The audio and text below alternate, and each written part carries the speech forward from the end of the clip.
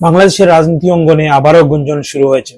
সাম্প্রতিক ঘটনাবহ ভিত্তি আলোচনা কেন্দ্রবিন্দু এসেছে আওয়ামী লীগের ভবিষ্যৎ এবং আসন্ন নির্বাচন।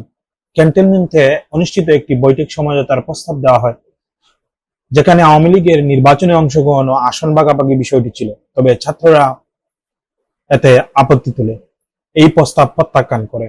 বিশেষ করে ছাত্রদের নেতা হাসনাত আব্দুল্লাহ ফেসবুকে একটা স্ট্যাটাসের মাধ্যমে তা খোলস প্রকাশিত হয়। অন্যদিকে জামাতের আমির শফিকুর রহমান ফেসবুকে লিখেছেন যে আওয়ামী লীগের রাজনৈতিক অধ্যায় শেষ, অর্থাৎ তিনি দলটির পুনর্বাসন কোনো সম্ভাবনাই দেখছেন না। বিএনপির অবস্থান এখনো স্পষ্ট নয়, তারা নীরব রয়েছে। তবে আগে তারা বলছিল রাজনৈতিকভাবে প্রতিপক্ষ পরাস্ত করতে হবে, আইন করে নিষিদ্ধ করা উচিত নয়। বিশ্লেষকরা বলছেন বিএনপির ডক্টর ইউনূস এবং সামরিক নেতৃত্বের মধ্যে একটি সমঝোতা গড়ে উঠেছে, যেখানে আওয়ামী লীগের রাজনীতিতে ফেরার পথ তৈরি হচ্ছে।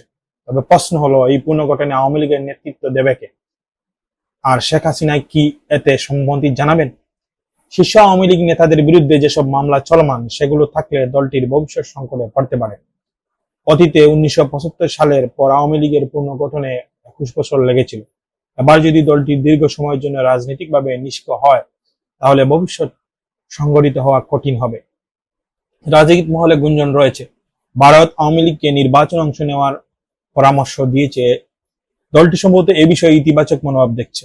শেখ হাসিনার সাম্প্রতি নীরবতা এই আলোচনায় প্রতিফলন হতে পারে, কারণ শেখ হাসিনা পূর্বে বিভিন্ন অডিও বার্তা দিয়ে তার নেতাদের উজ্জীবিত করতেন। এদিকে ডক্টর ইউনূসের বক্তব্য, সরকারে আওয়ামী লীগকে নিষিদ্ধ করতে চায় না। এতে নাগরিক পার্টি ক্ষুব্ধ হয়েছে, জামাতও অসন্তোষ। তবে বাম ও গণতান্ত্রিক দলগুলো আপত্তি তুলছে না। এই পরিস্থিতিতে বড় প্রশ্ন হচ্ছে, আওয়ামী লীগের পুনর্বাসন হলে বর্তমান রাজনৈতিক আন্দোলন ও ফ্যাসিবাদ বিরোধী লড়াইয়ে ভবিষ্যৎ কি হবে? জাতিসংঘের সাম্প্রতিক প্রতিবেদনে বলা হয়েছে, আওয়ামী লীগ শীর্ষ নেতাদের বিরুদ্ধে গণহত্যার অভিযোগ থাকলেও শুধুমাত্র এ কারণে দলটি নিষিদ্ধ করা যাবে না। এর ফলে রাজনৈতিক অঙ্গনে এক ধরনের বিভক্তি দেখা যাচ্ছে। বিএনপির অভ্যন্তরে মতভেদ স্পষ্ট। একাংশ মনে করছে আওয়ামী লীগ নিষিদ্ধ হওয়া উচিত, অন্য অংশ মনে করছে এটি রাজনৈতিকভাবে আত্মঘাতী হতে পারে।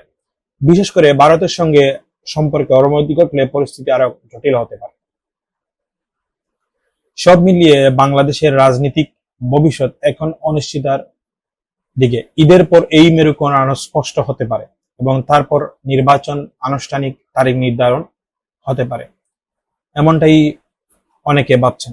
তো আজকে ভিডিওতেই ছিল আমার মতামত। আশা করি আপনারা কি মনে করেন বর্তমান রাজনৈতিক পরিস্থিতি, কমেন্ট করে অবশ্যই জানাবেন।